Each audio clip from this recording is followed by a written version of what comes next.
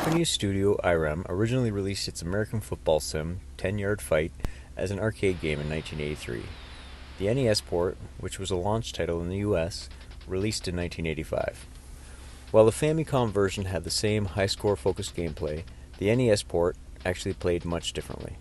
In the arcade and Famicom versions, the player only ever plays the offensive team, and the goal is to score a single touchdown before time runs out, at which point you move on to the next more difficult opponent.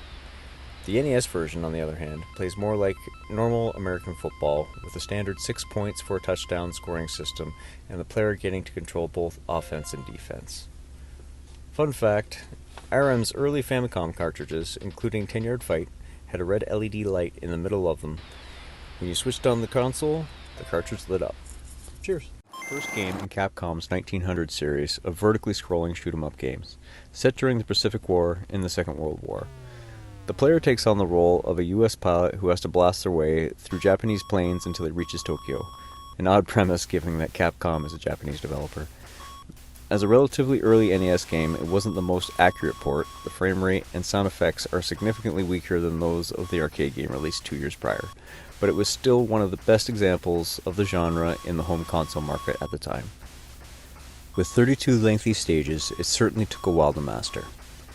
Fun fact, the plane in 1942 is a Lockheed P-38 Lightning, the same type which was flown by Richard Bong in the Second World War. He was America's top ace, credited with shooting down 40 Japanese planes. Cheers! 1942 was such a successful arcade game, it made logical sense that a sequel would follow, and that it would be called 1943. Still set in the Pacific Theater, this time you're getting revenge on the Japanese air fleet that bombed an American aircraft carrier, with the ultimate goal being the destruction of Yamato, a Japanese battleship. Whereas the NES version of 1942 is a straight port, this time it actually offers more than its arcade counterpart. Players can upgrade their plane, choosing whether to enhance its attacking or defensive power, fuel, and special weapon. Fun fact, although only two 1900 games were released on the NES, there were eventually 7 games in the series, including a remake of 1943 called 1943 Kai, complete with the odd new additions like laser firing Second World War planes. Cheers! Despite only appearing a year and a half into the NES's life, it's fair to say this square-developed rail shooter is one of the most impressive-looking games on the system. It's little wonder, given that the designer, programmer, and composer would all later become a famous team behind Final Fantasy.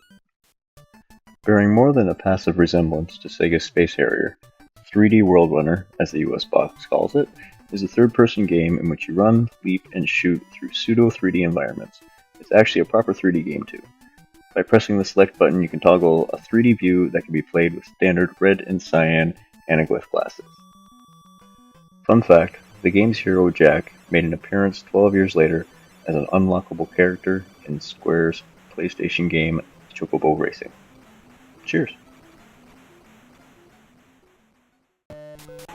Based on the Atari arcade game, 720 Degrees took full advantage of the 80s skateboarding craze by offering the pseudo-free-roaming effort.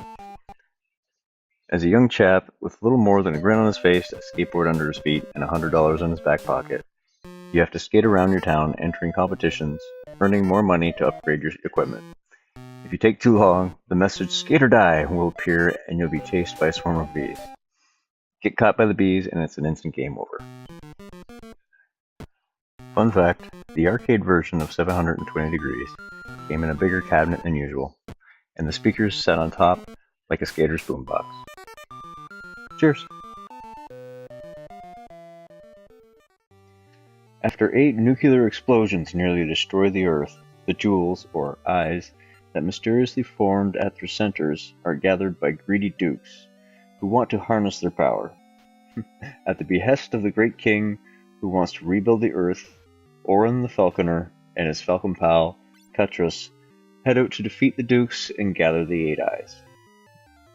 The result is a game that looks a lot like Castlevania, borrows from Mega Man. When you kill a duke, you get a new sword which can be used to easily defeat another, and ultimately isn't as enjoyable as either. Fun fact, 8 Eyes has a 2-player co-op mode in which player 2 controls the Falcon. It's actually far more entertaining to play this way. Cheers!